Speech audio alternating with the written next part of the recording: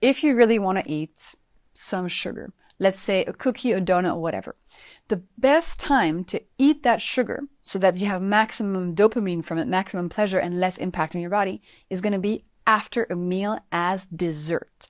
You want to always avoid eating sugar on an empty stomach and always avoid eating sugar in the morning. Okay. Really? So yes. So breakfast should be savory.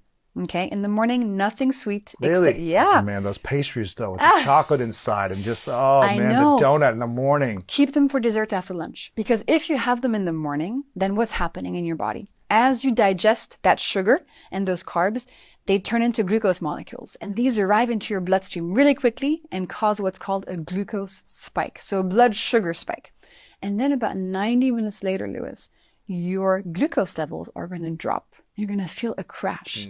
And now it's 10 a.m., 11 a.m., and all of a sudden you feel more cravings for sweet foods. You're like, I need a cookie. I need some chocolate. I need a snack. I need that spike again. And then you spike again. And then all day you're on a roller coaster where you feel addicted to sugar.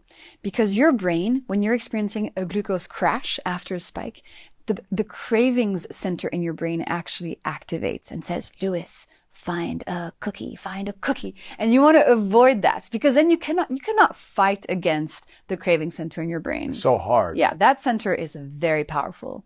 And it's linked to evolutionary responses that we have to low blood sugar. So you want to avoid that from happening. The way you do it is have sugar after a meal as dessert, never on an empty stomach, never as a snack, never for breakfast. Oh my gosh. Never as a snack. If you So can. you eat something first before you have the sugar. Exactly. Or if you really need the snack, the sugar snack, what you do is another hack that I call put clothing on your carbs. So what does that mean? So first of all, carbs.